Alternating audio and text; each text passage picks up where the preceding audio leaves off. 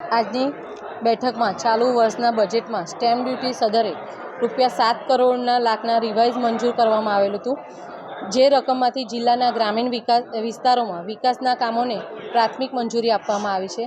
તેમજ વડોદરા જિલ્લાના વર્ષ 2025-26માં બજેટ જોગવાઈમાં જે ICDS એટલે મહિલા અને બાળ કલ્યાણ વિભાગ દ્વારા ICDSના બાળકો એટલે આંગણવાડીના બાળકોને જે જમવા માટેના ડીશ, ચમચી, પ્રેશર કુકર અને મલ્ટીપલ કઢાઈના જે આયોજન કરવામાં આવ્યું હતું તેમાં 37 લાખની બાકી રહેતા જે આંગણવાડી કેન્દ્રો છે એનો સમાવેશ કરવામાં આવે છે। તેના 37 લાખનું આજે વહીવટી મંજૂરી આપવામાં આવી છે। તેમજ વડોદરા જિલ્લાના શિક્ષણ ક્ષેત્રે સ્ટેમ્પ ડ્યુટીની સદરમાંથી પ્રાથમિક શાળામાં ખૂટતી સુવિધાના ₹35 લાખના કામોને 30 લાખના કામોને વહીવટી મંજૂરી આપવામાં આવી છે। તેમજ જિલ્લા પંચાયત હસ્તકના પ્રાથમિક આરોગ્ય